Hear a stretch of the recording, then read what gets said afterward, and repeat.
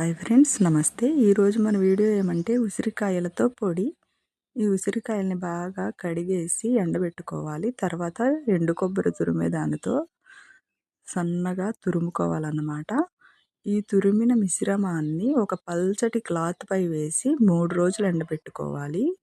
పల్చని క్లాత్‌పై పల్చగా లాగాలి. అప్పుడే బాగా ఎండుతుంది. లేకపోతే ఎండదన్నమాట.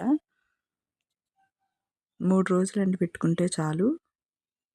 రెండో రోజు వచ్చేసరికి కలర్ మారిపోయింది చూసారా? మూడో రోజు వచ్చేసరికి బాగా ఎండిపోయింది.